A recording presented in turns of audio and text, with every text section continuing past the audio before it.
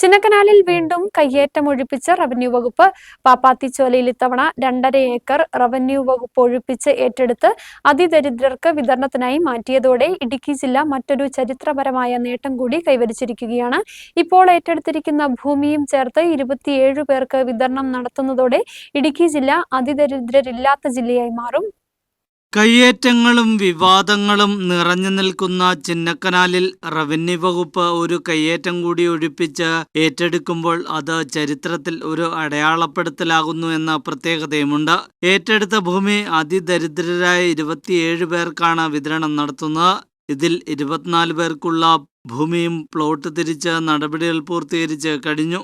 നിലവിൽ ഏറ്റെടുത്തിരിക്കുന്ന ഭൂമി കൂടി പ്ലോട്ട് തിരിച്ച് നടപടികൾ പൂർത്തീകരിച്ച് വിതരണം നടത്തുന്നതോടെ ഇടുക്കി ജില്ല അതിദരിദ്രരില്ലാത്ത ജില്ലയായി മാറും. കഴിഞ്ഞ ദിവസമാണ് പാപ്പാത്തിച്ചോല ഷൺമുഖവിലാസം റോഡിൽ ഷൺമുഖവിലാസത്തിന് സമീപത്ത് പ്രമോദ് കുമാർ, രാജു, മേരിദാസ്, രാജ എന്നിവർ കയ്യേറി വെച്ചിരുന്ന 2.5 ഏക്കർ സർക്കാർ ഭൂമി വില്ലേജ് ഓഫീസർ സന്തോഷിന്റെ നേതൃത്വത്തിൽ ഏറ്റെടുത്തത്.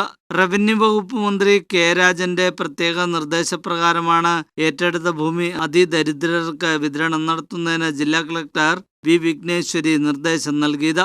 ഇതോടൊപ്പം തന്നെ ആദിവാസികൾക്കുള്ള ഭൂമി വിതരണത്തിനും മറ്റു മേഖലയിലെ പട്ടയ വിതരണത്തിനുമുള്ള നടപടികളും റവന്യൂ വകുപ്പ് സ്വീകരിച്ചു വരികയാണ്. ന്യൂസ് ബ്യൂറോ, രാജകുമാരി.